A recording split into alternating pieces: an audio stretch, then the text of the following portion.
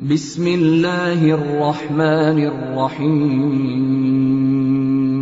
ایک علاقے میں ایک بابا جی کا انتقال ہو گیا۔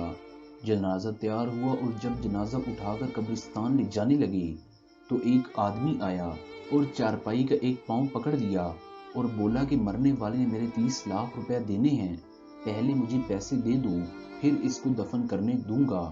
بیٹوں نے کہا کہ ہمارے والد نے مقروض ہونے کے بارے میں کچھ نہیں بتایا تو ہم آپ کو پیسے نہیں دے سکتے، اور بھائیوں نے کہا کہ جب بیٹے کچھ نہیں کر رہے تو ہم کیوں کچھ کریں۔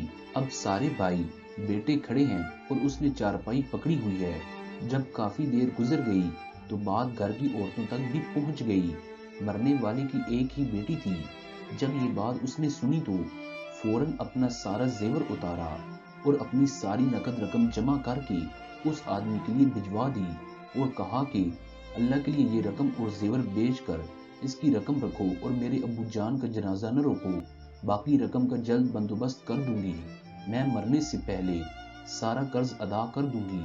جب اس آدمی کے پاس زیورات اور رقم پہنچی تو وہ آدمی مسکرانے لگا اور کہا کہ میں نے آپ کے والد کے 30 لاکھ روپے دینے ہیں، نہ کہ ان سے لینے ہیں، اور یہ سارا ڈرامہ میں نے اس لیے کیا کہ میں ان کے وارثین کو نہیں جانتا تھا، اور جب کہ مجھے پتہ چل چکا ہے کہ ان کی وارث ان کی ایک اکلوتی بیٹی ہے، نہ کہ کوئی ان کا بھائی یا بیٹا ان کا وارث نہیں ہے، تو میں ان کی بیٹی کو یہ رقم ادا کروں گی۔ اب بھائی منہ اٹھا کے اسے دیکھ رہے تھے اور بیٹے بھی۔ سبق: بیٹی والے خوش نصیب ہیں، لہٰذا بیٹی کی پیدائش پر خوش ہونا چاہیے، نہ کہ غمگین۔ ناظرین، آپ کو ہماری ویڈیو کیسی لگی؟ اس بارے میں اپنی قیمتی آراء سے ضرور آگاہ کیجیے گا۔ ویڈیو کو لائک، شیئر اور چینل کو سبسکرائب ضرور کیجیے گا۔ بہت شکریہ۔